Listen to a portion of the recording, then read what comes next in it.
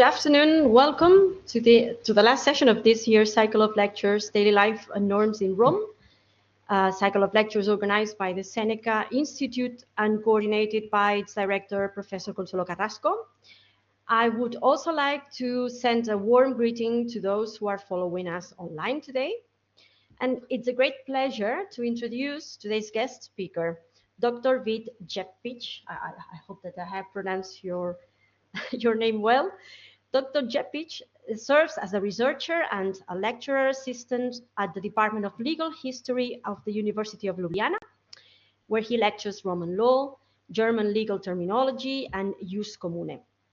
He recently earned his PhD with distinction with a dissertation entitled Favor Debitoris and the Factors of its Development in the 4th to 6th century.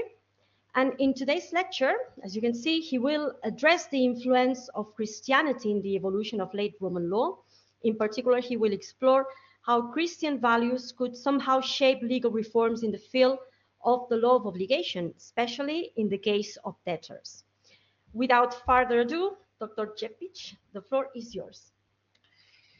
Thank you very much for invitation and for having me here, Consuelo Carrasco Garcia, to the director of the Institute, to Rosa Maria Carreño, professor, and to the assistant, my dear friend, Julio Romano Cabello. As a professor said, I have recently accomplished my PhD studies, and where I was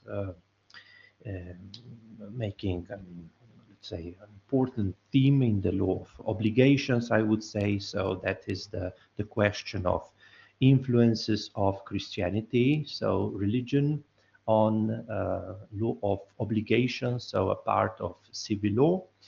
And let's say a part of my research that I covered in a PhD, I will also try to show and to address in today's lecture.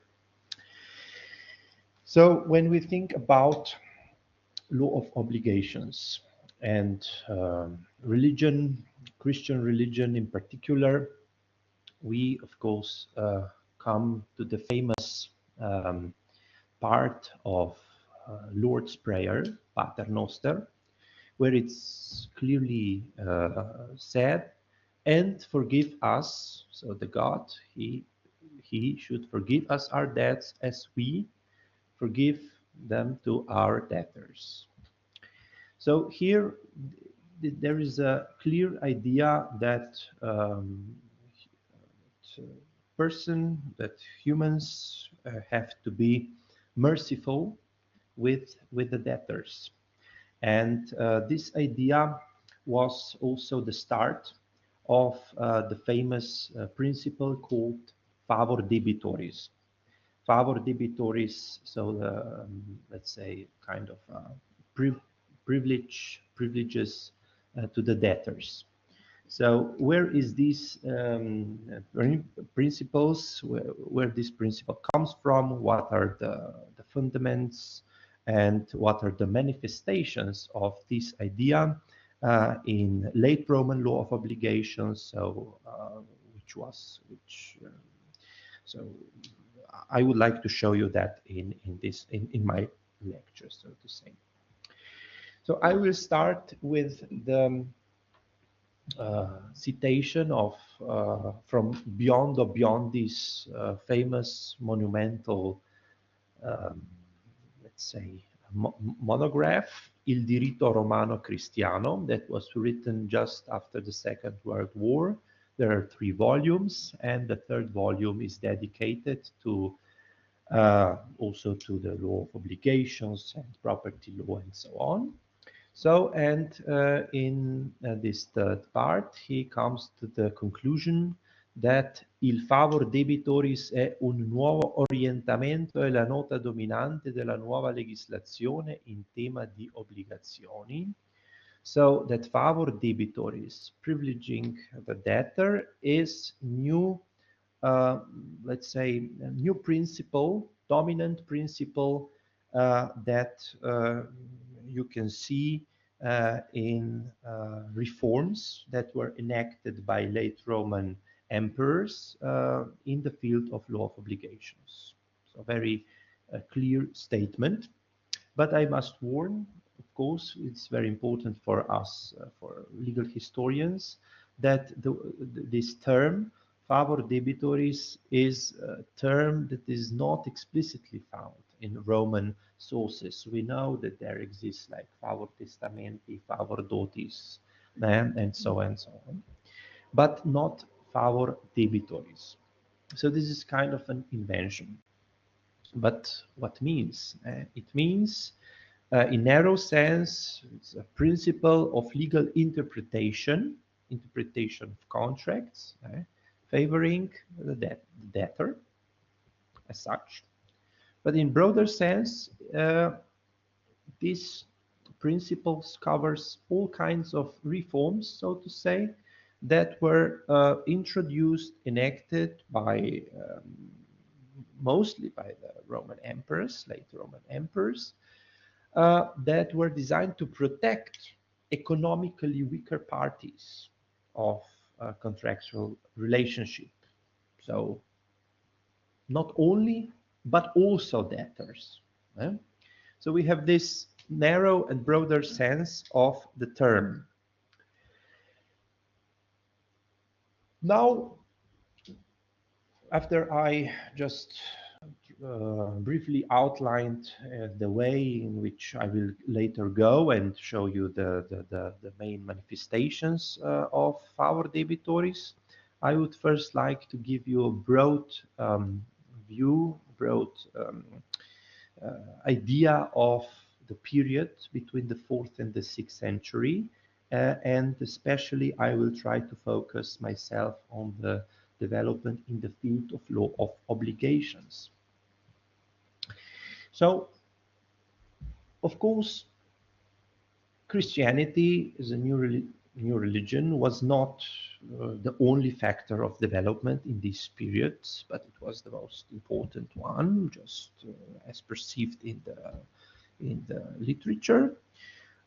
We know that Christianity was tolerated since 313 by famous edict of Milan of Emperor Constantine, and it became state religion in 380 by Theodosius. So we can definitely trace the ideas of Christian ethics mostly from 380 onwards. And before that, so this religion was, let's say, much more concealed, was not an important, let's say, a factor in legislation. So Christianity, the first factor of development. Then, of course, this is a period of immense social and economic changes. First, social changes. We know, you know that, let's say, the period of classical Roman law, let's say from the 1st to the 3rd century, and even before that, and the period of civil law and so on, Praetorian law. There was kind of this old division between patrici, plebei, and so on, but that was not anymore the case in the late, let's say, late ancient period, because now we see a very clear division on two social strata, so so-called tenures and potentiores. So it's a very, let's say, this say division of social strata that is common to the late Roman period. So division on lower class, which consists of small landholders, coloni, and urban plebs. And on the other hand, potentiores, who were wealthy landowners, bureaucrats, member of senatorial classes. And there were all the time some kind of tensions between these two groups, the members of groups. Why? because, of course, lower classes try to find some kind of defenders in potentiores, so small landholders, colony. They try to find so-called patron in potentior, and was a special relationship called patrocinium, a relationship in which a patronus grants protection to dependent individual. And of course, this patrocinium was kind of a problem for the state, because patrons, they gained a lot of power, even public functions, and they somehow diminished the role of the central state. So emperors tried to address this problem. So the let's say centrifugal movement from the center into the peripheria, where these important patrons who came from potentiores class now were gaining more and more power, and that was a problem for central, let's say, power. Yeah, and there are a lot of, let's say, constitutions that address this problem. So ideas, well, the patrocinium should be limited or should be abolished absolutely, because they diminish the role of the state. That was, let's say, social change. And of course, there were also many economic difficulties that were linked mostly with inflation. On the, let's say, outskirts of the empire, there were also problems with military threats, especially war with Persia, and this means that the prices of real estates in these parts, they fell, and this all had some impacts on the law of obligations, as we will see in the later part of the lecture. Well, we know that, so this is, let's say, the second factor of evolution. Then the third factor, I would say, was that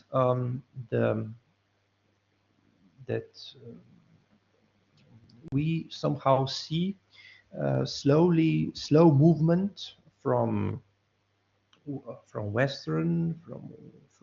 Rome, from concentrating into Rome, moving towards east. So a lot of Eastern or Greek influences played an important part also in the development of law of obligations. This is very clearly seen in the increased role of written documents that were somehow not very popular in classical Roman period. There is even a famous how do you say, idea that Rome speaks, Roma parla, l'Oriente scrive.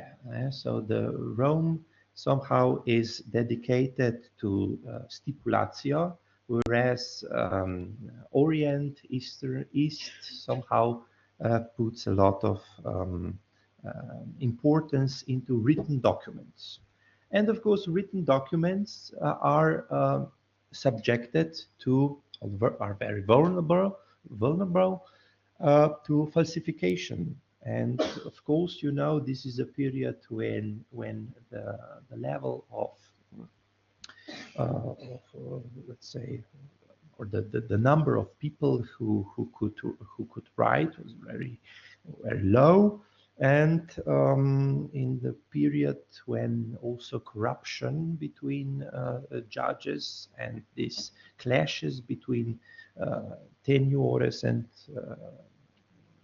potentiores played an important role, became a huge problem. So because of falsified papers or documents, and there are also many constitutions that address this problem. Then the fourth factor, I would say, is the doctrine of legal schools. We know this is a period of legal schools, not only in Rome, in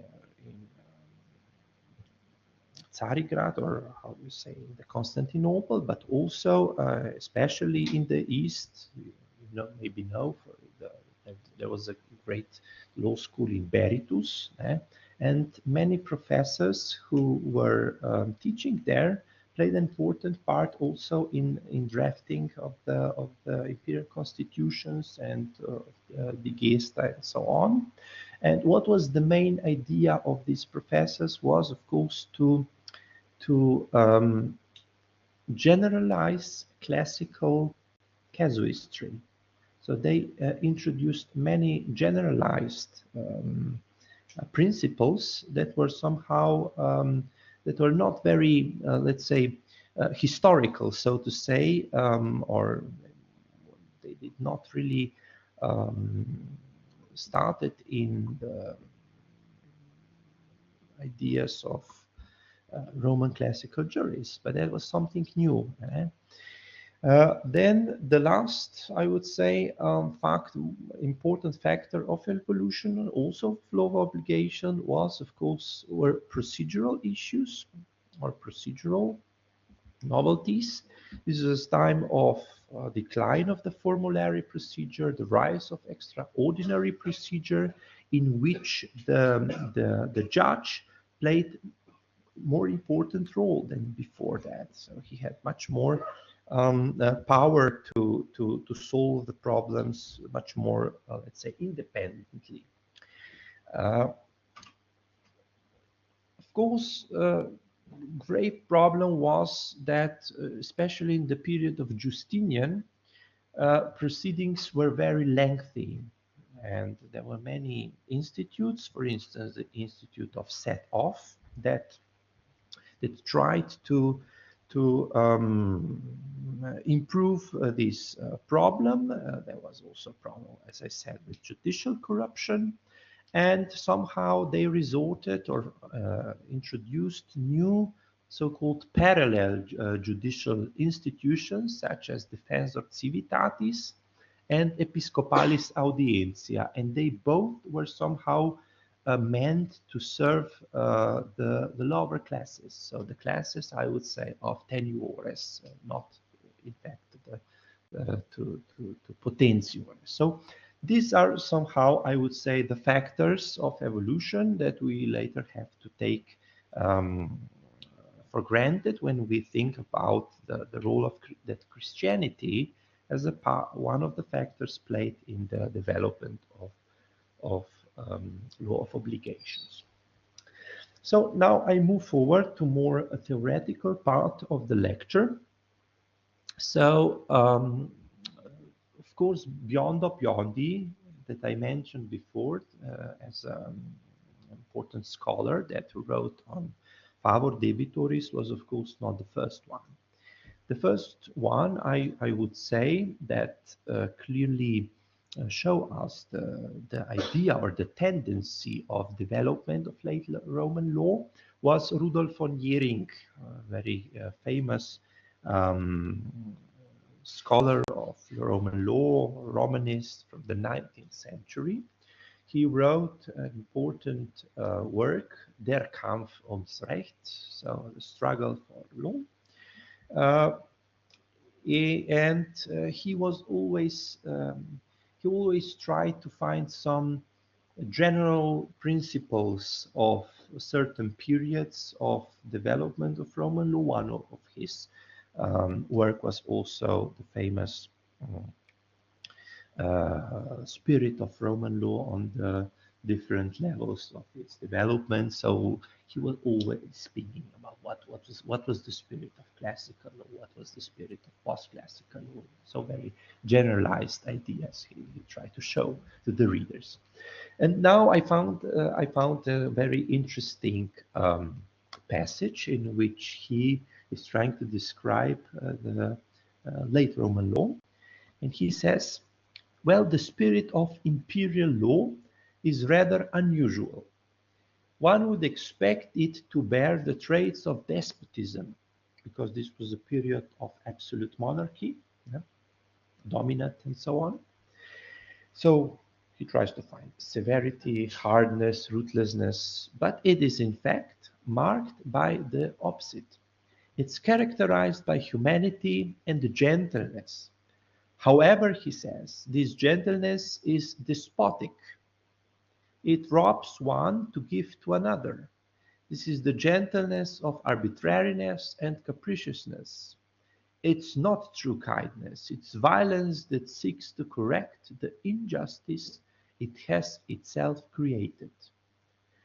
So then he comes to the general statement that sympathizing with the debtor is a sign of a weak time.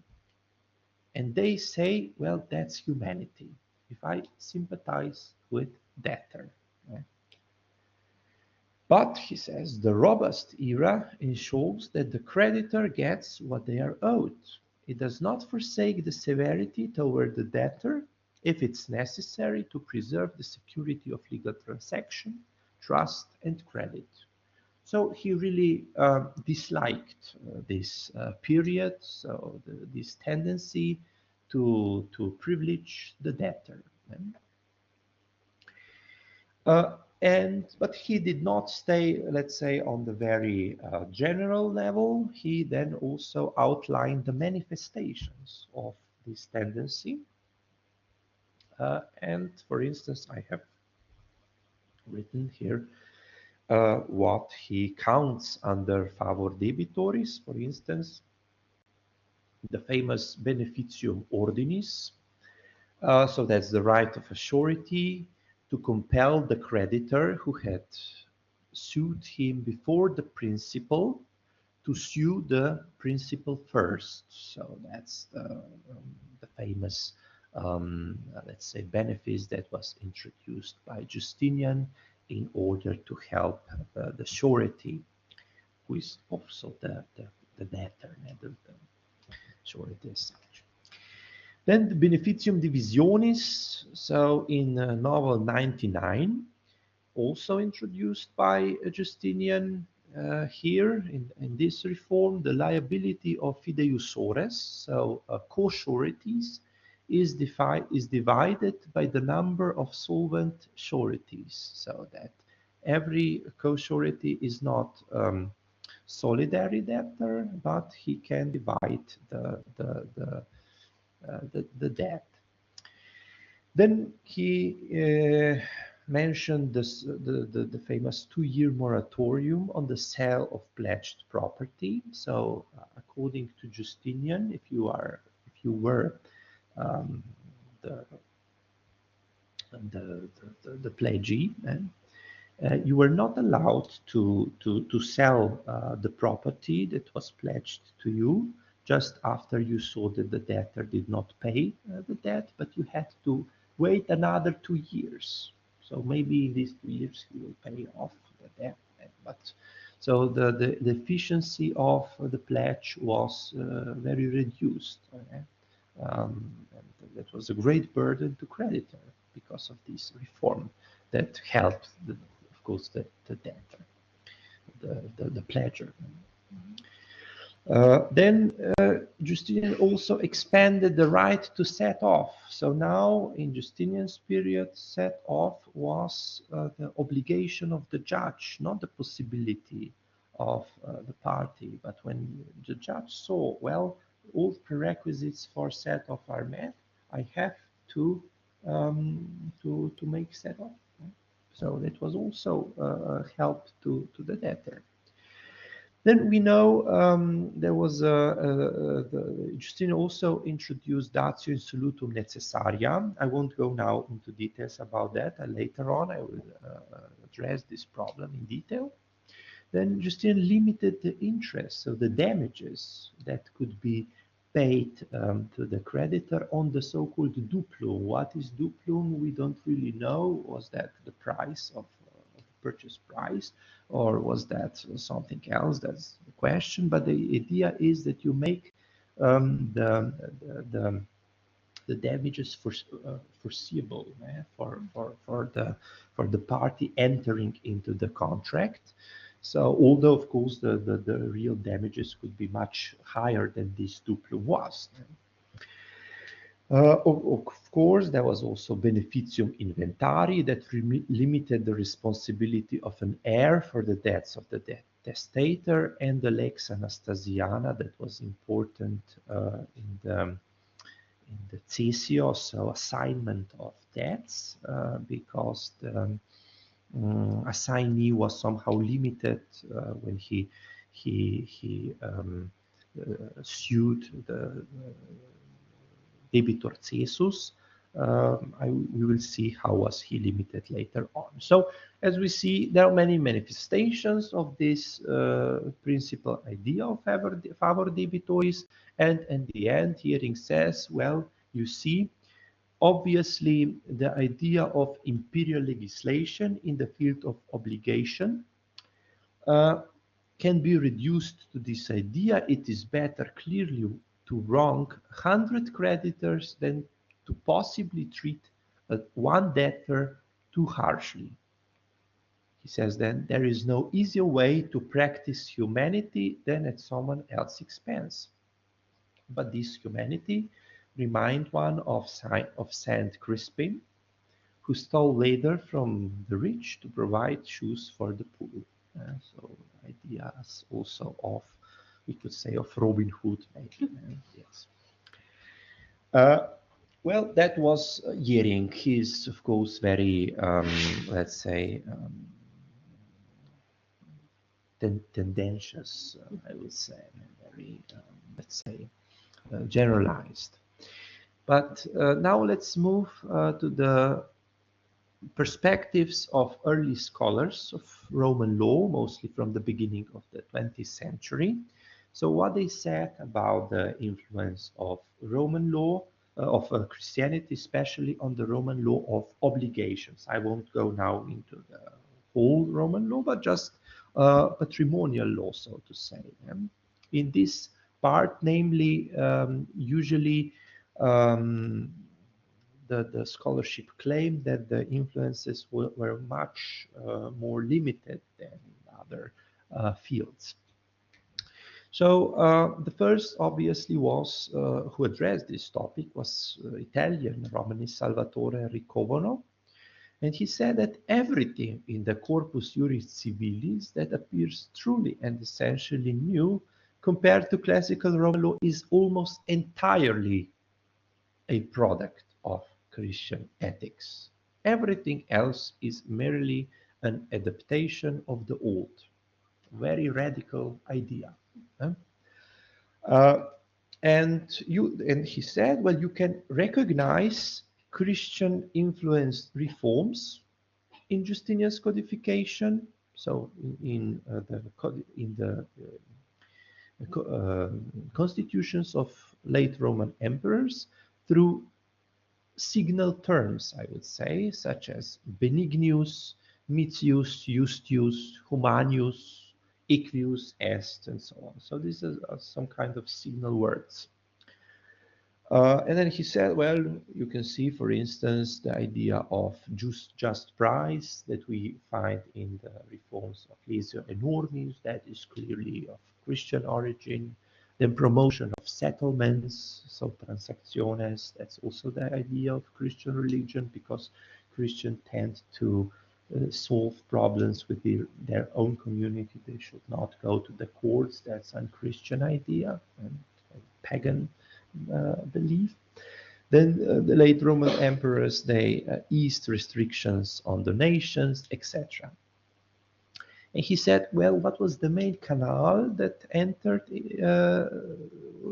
through which Christian ideas entered into law? That was Episcopalis Audientia. So that was the famous jurisdiction of bishops that was introduced by Emperor Constantine at the beginning of the 4th century. And that was originally limited to dispute that had some kind of link to spiritual matters and disputes among ecclesiastics or clerics.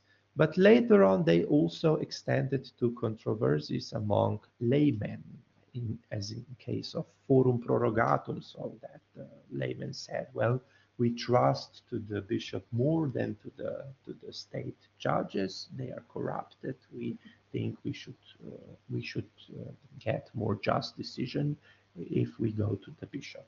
So that was also a possibility. And Riccobono said, well, this was the main canal through which favor debitoris entered into law, patrimony law. Okay. So of course, the response was quite, let's say, severe, because his, let's say,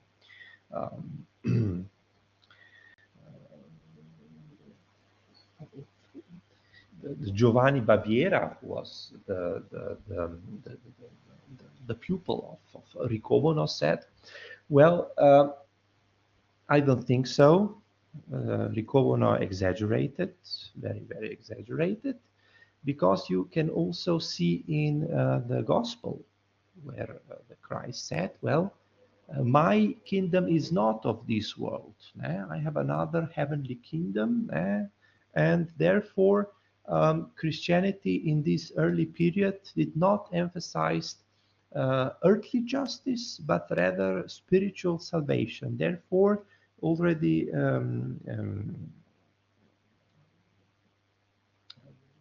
originally there could be not so many, let's say, ideas of Christian ideas that could enter into law of obligation so early. And he also said, well, you have also many reforms that were in fact enacted by pagan emperors. For instance, Diocletian, he introduced Lesio Enormis, not Constantine and later emperors, although that might be a bit controversial, but nowadays we usually say that was Diocletian. And that at the end you can see that economic issues, or maybe also social issues, were those that drove socially oriented reforms and not Christian ideology. That was Baviera. And this idea somehow gained importance also in the writings of Ivo Pfaff and Stefan Braslov, two prominent Austrian legal historians from the beginning of the 20th century. They said, well, many of these imperial reforms, they aimed at protecting economically weaker parties, because there was idea of early fight against potentiores who started some kind of early feudalism that somehow was not in the interest of the central state, of the center. So they even said, well, this is a kind of a shift, early shift towards state socialist or welfare-oriented state. It's a very modern idea, of course. But they, of course, also that was also the period between the wars when they tried to find, let's say, new ideas in very old history, and very ahistorically, of course. Then the next two scholars who also had some ideas about favor debitoris were Paul Koshaker and Fritz Schulz. Paul Koshaker, he was prominent Orientalist, and he said, well, Christianity oriented in the East, and he said, well, East was always homeland of social ideas, and even, he said, socialism. So he contrasted, in fact, Eastern social values with famous, so to say, Roman individualism that was rooted in paternal authority of pater familias. And he find some parallels between this late Roman humanitas, benignitas, and caritas with the Mesopotamian misharum. I don't know if you've met this idea in your classes, but Mesopotamian rulers, they enacted with royal decrees every now and then debt relief, and in these decrees they also stated they will provide protection for the poor. So he said, you see, this idea of late Roman emperors have its, let's say, predecessors in Mesopotamia, in the Orient. This Oriental idea to help the poor. Okay. Well, the last, I would say, the most, let's say, acceptable view, my own belief, it's from coming from Fritz Schulz, also influential Romanist. He wrote that humanizing tendency operated, in fact, independently of Christianity, of Christianization, and that humanitas, as we can trace it in also late Roman imperial constitution, has Stoic, in fact, origins. But in the 4th and the 5th century, it was no longer perceived as a specifically Stoic legacy. So it had these Stoic origins, then somehow Christianity took it, and there was a kind of amalgamation of both ideas that somehow penetrated into the Roman imperial legislation. And he said, well, the bearers of Christianizations were not legal schools, but in fact the upper bureaucracy, and not the professors as such, who later also had played an important part in drafting the late Roman constitutions. So if I can make a short synthesis of these ideas of scholarly beliefs, so I would say that Max Kaiser, who is of course the most important, we could say, German Romanist, who also wrote an important handbook, which is still in use today as a referential book. Max Kaiser defined favor debitoris as one of the guiding principles, Leitgedanke, in post-classical law of obligations. He said, well, this is the protection or favoring the debtor that has classical roots. But in the post-classical period, the importance of this guiding principle grows, but it is nourished both by Christian compassion and, importantly, by consideration of state expediency. So state interest is back. So the state tries to help poor debtors because they want to oppose sacrificing the debtor's economic existence to the unrestrained greed and ruthlessness of the creditors. That's, I would say, the synthesis of this view. So not only Christianity, also Christianity, but more importantly, there are social and economical, let's say, factors that influenced this new guiding principle. So now I will move from this theoretical part into concrete manifestations of favor debitoris, and I have I wanted to include also excerpts from imperial constitutions that are partly in Latin, partly in English, and usually I selected those parts of constitutions that have this, let's say, value-based legal arguments or justifications in them. So in this case, we will then see if we can link the idea of the Institute with Christian ethics or Christian teachings. So first of this value-based legal argument is argument of humanitas, humanity. In classical texts, humanitas signified kindness, education, and tact, as it is probably known from Gellius' Noctes Atticae, and but under patristic influence, so influence of the church fathers, humanitas merged with mercy, with misericordia, and commandment of love for one's neighbor. It's very clear from Lactantius, from his divine institutions, where he said, well, the first duty of justice is to be united with God, the second with men. And if you are united with God, this is religion.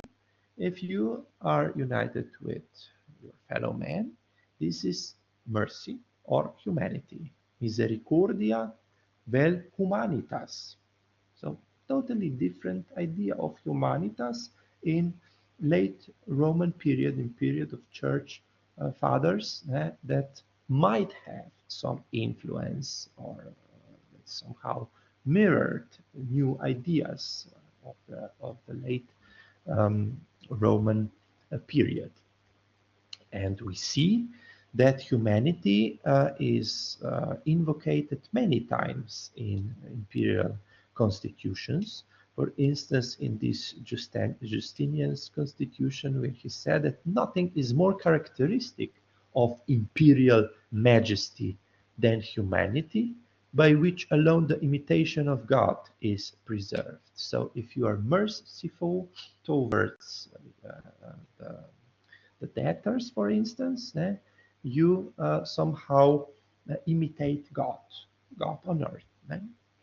Or, for instance, in Honorius and Theodosius' Sermogian constitution, he says, they say, it's fitting, as foreseen in our times, that humanity should bend justice, ut justitiam inflictat humanitas. So, justice always has to take in,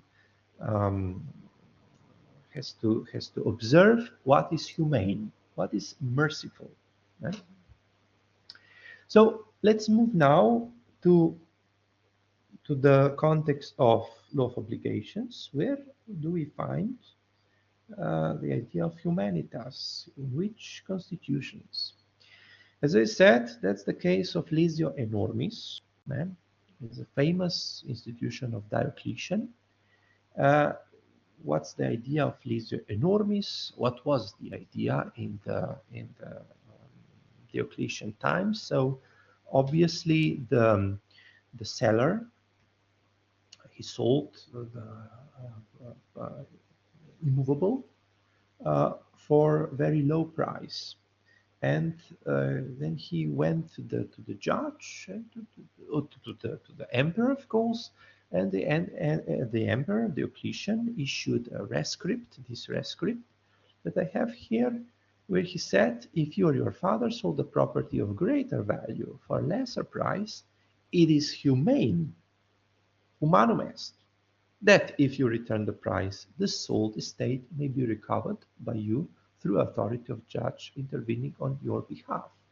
So obviously the emperor tried to help the seller because the contract he made was not in his favor. But here we can see, well, in synallagmatic contract, you cannot say one is debtor, one is creditor. Obviously, here we have to understand favor debitoris in broader term, so helping the more the poorer party, so the party that had that contracted in that was not very that not contract very successfully, I would say. So secondly, where we find humanitas also in Justinian's constitution, where he discusses alternative between cessio bonorum and moratorium. So what is cessio bonorum? This is voluntary surrender of property, of goods. That was possibility of insolvent debtor. So insolvent debtor has no property and cannot pay the debts. And then there's the question: what the creditor can do? They have in fact two possibilities. They can say, well, we can grant you moratorium, so debt relief. You will pay 5 years. Okay, that's one possibility. And second possibility, you just give us what you have, and that's it. That's the bankruptcy, we could say. And what about if the creditors they don't find a solution? So there is the same, let's say, same number of creditors that want to give moratorium, the same then for the cessio bonorum. How should the judge decide to give preference to cessio bonorum or to moratorium? And Justinian said, well, the iudex, so the judge, has to find more humane solution, because we, the emperor, humaniorem sententiam produriore elegimus, we have chosen the more humane position over the harsher one, and those are to be preferred who lean towards the more humane view, not demanding cession, so bankruptcy, but allowing a debt relief to the debtor. So you should give as a creditor 5 years to the debtor, that he collects money and he pays you back. That's the idea. Again, humane decision that favors the debtor. Then we know that in late Roman emperors, they tend to prolong the time period within which the court judgment had to be voluntarily fulfilled. And this term was extended from 2 to 4 months under Justinian. But he saw then the problem. The problem was that he extended this period only for the principal debtor, but not, for instance, for the surety. So the creditor could come to the debtor, and debtor said, well, now you have your sentencia, the judgment, now you have to give me 4 months that I collect money. But if the creditor came to surety, he said, well, tomorrow you have to pay me back. And that was, of course, anomaly. And Justinian said, well, in this case, surety has no sense of the humanity of us, of the emperor. So he said, in the past, a grace period of 2 months was granted to convicted debtors, yet their sureties were not allowed to enjoy the same benefit. Cutting off such harshness, we decree that 4-month grace period we have granted to the debtor should also be extended to their sureties, so that the law is not undermined. For when a surety is compelled to pay, the condemned person had no experience of our sense of humanity. So again, so what is the sense of humanity? Humanity, idea to help the debtor or surety. Okay. And then we have the famous Justinian's expansion of beneficium inventarii that was initially benefited the soldiers, but not to other legal subjects. And he said, but it appeared to us to be humane not only to grant this benefit to the soldiers, but also to extend it to everyone. So again, to all debtors, all the heirs of that had to repay the debts of the deceased person.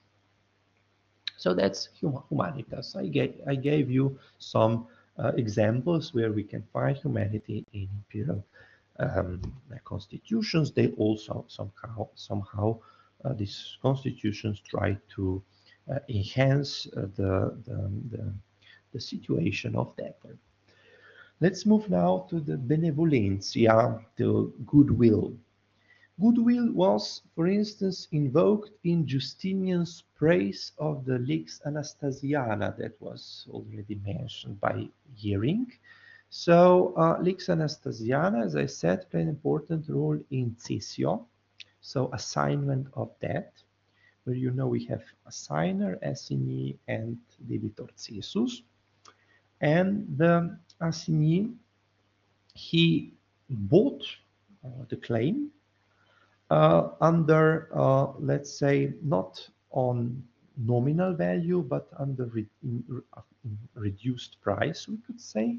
But the idea of Lex Anastasiana was that he could not claim, the assignee could not claim from the debitor cessus more than he paid for the claim. So only not the nominal value, but the reduced value. So here we see that the idea, or the, let's say, economic value of the cessio, or assignment of debt in English, was very reduced. And Justinian praised this idea. He said, a most just constitution was enacted by Emperor Anastasius some 20 years before him. He was of blessed memory, which was full of both humanity and benevolence. So, constitutio tam humanitatis quam benevolentia plena, because it had the debitor cessus, so the debt.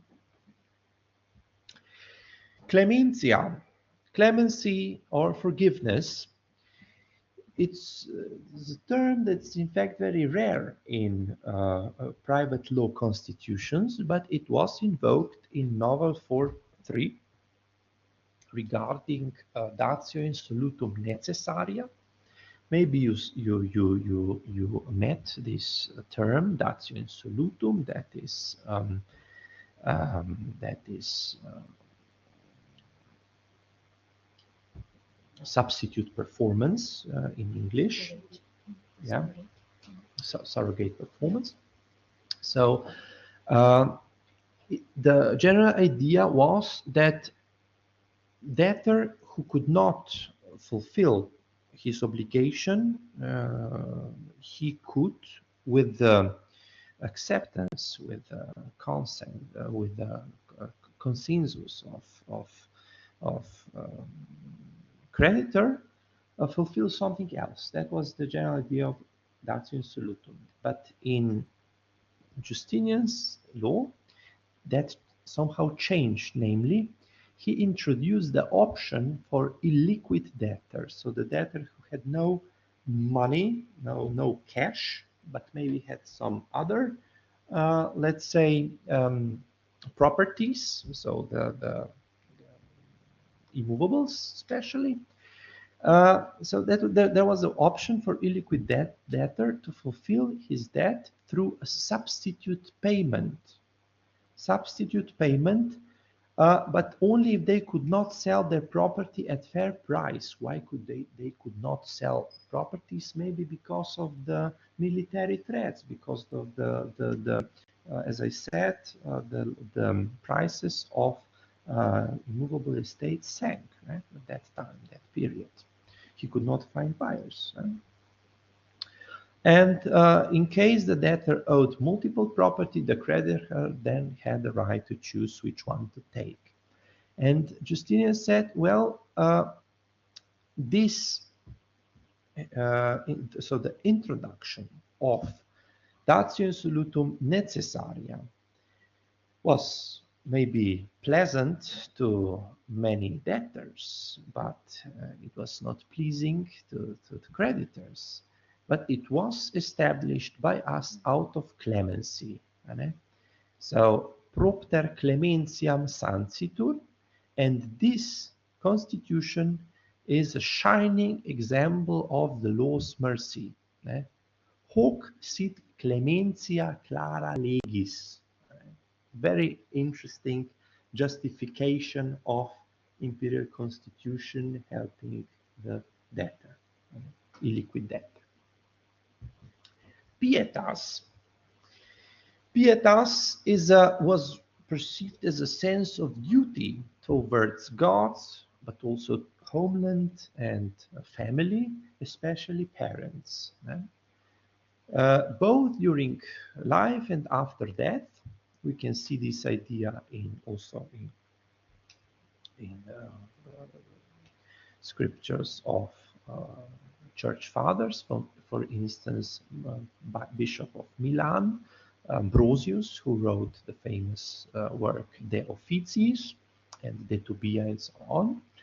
And where can we find the ideas of pietas in law of obligations? For instance, there was a very cruel practice of creditors in 4th and 5th centuries who were not repaid, and they then tried to seize the debtor's body, and they delayed burial in order to enforce payment from the heirs. So that was a very cruel way how to deal with the debt. And of course, Justinian said this practice does not reflect piety, and I forbid that, of course. Definitely. Novel 60 and his constitution in Codex Justinianus. And as I said, Justinian also introduced this famous moratory, 2 years moratory on selling of the pledged property. Again, out of consideration for mercy, the debtor shall have a period of 2 years in which he can recover pledged item. Pietatis intuitu. Again, pietas. So these are now the manifestations that can be traced through signal words: clementia, pietas, benignitas, humanitas. Now I move forward to the general question of patristics, of the influence of the patristic scripts, so of the church fathers, and also of conciliar resolutions. Generally, we can say that church fathers, for instance, early, of course, Lactantius, later Basil, also Augustine, and so on, they generally criticized usury practices. They promoted debt reliefs, charity, and they showed general skepticism towards commercial transactions. They even said, well, we have to continue, we have to fight for the institution of so-called church asylum. You maybe know that ancient temples, they served as kind of asylum for prosecuted debtors in the pagan period. But in Christian period, the role, this role was then taken by churches. So in churches, you could find as a prosecuted debtor kind of a refugee. Of course, that was not the case if you were a debtor to the fiscus. That was not the case, but of course to the private creditors. Well, as I said, Episcopalis Audientia, there is a constitution that said, well, bishops, they have to pronounce judgment according to Christian law, lex Christiana, with the state law, of course, applied subsidiarily. And we, of course, don't know what lex Christiana was. We can imagine, probably, this was also the ideas of gospel, the debtor reliefs, maybe promotion of settlements, very, let's say, humane decisions and so on. But we do not possess any, in fact, judgments that were made by Episcopalis Audiencia, so we don't really know what was the practice of this court, but we can imagine probably what could be. I only want to mention very interesting, let's say, fact, namely that usury as such, so was the practice that was tolerated by late Roman emperors, although we find in Gospel very clear prohibition of usury. Every kind of usury is forbidden, not just usury towards your brothers, as it is written in Old Testament, but in New Testament there's a general prohibition of usury. However, that was not the case in Justinian's law. Justinian just lowered the interest rates. He retained some constitutions regarding anatocism and ne ultra terum tantum and so on, but he was not very radical, so to say. Interesting is that usury was condemned on the First General Council of Nicaea 325 in Canon 17, where is written that if anyone is found to be receiving interest for the sake of shameful profit, he shall be removed from the clergy. But of course, this idea was meant just for the clergy, not for the laymen. And next year, so 326, just 1 year after Nicaea, Constantine introduced important reform known as prohibition of lex commissoria. What was lex commissoria? That was a contract clause that allowed the creditor to get the property on the pledged item after the debt was not repaid.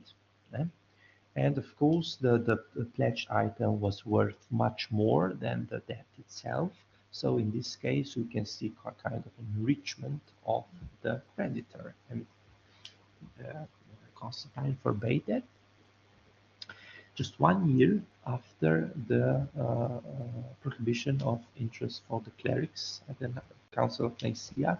And some say, well, Constantine, who presided over Nicene Council, was obviously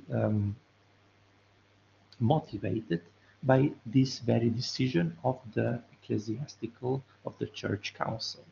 One of the very rare example. We of course don't know if that was the case, but if we accept this chronology, so that prohibition of lex commissoria happened in the year 326 and not in 321, as it's sometimes also stated, this could be some kind of an influence of conciliar resolutions on law of obligations. So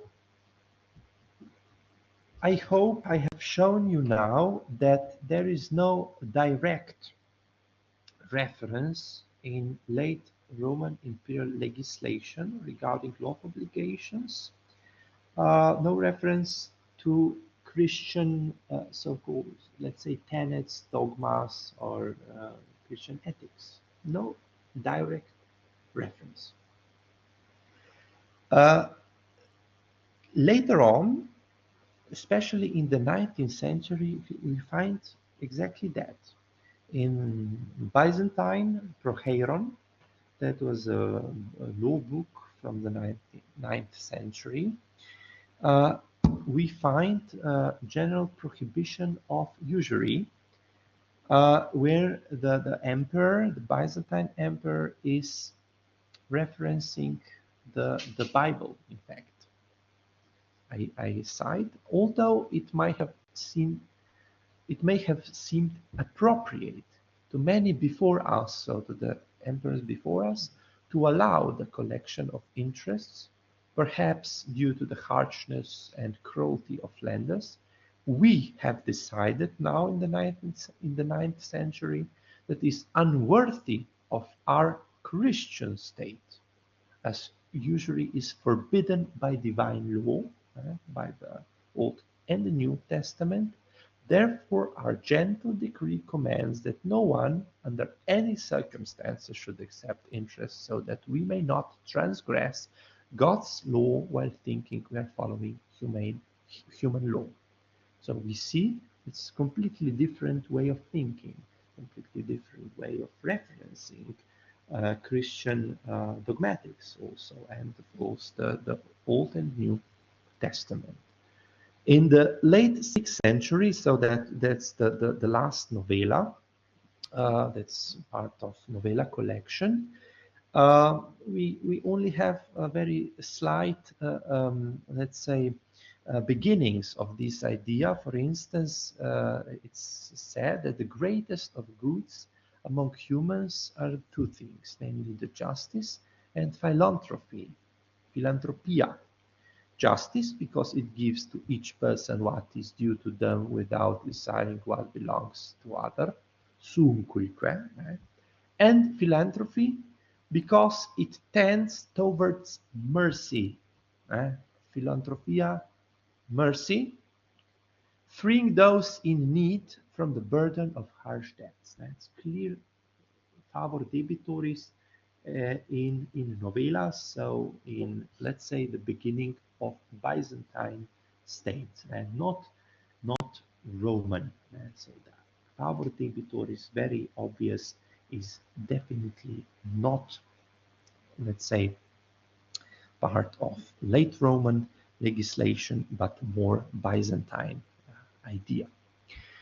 So what can I say now as a conclusion? I would say that Christianity did not radically reform either political order or the law of obligations in post-Constantinian times. This can be clearly seen in the policy towards usury. That was not forbidden, only limited. Why was that so? Also because at that time Christian dogmas were not so very developed. They were not. There was a kind of doctrinal fluidity, a lot of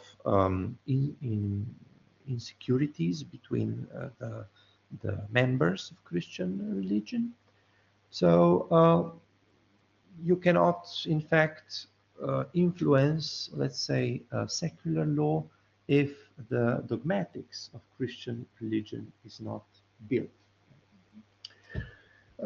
And the last thing I would say, that of course Christian emperors and even pagans, for instance the Diocletian, they curbed exploitative lending practices, also provision of lex commissoria and the other reforms I have mentioned. But there was no explicit reference to Christian ideas, unlike in the later Byzantine legislation, for instance, Procheiron, that were obviously driven by direct reference to the scripture.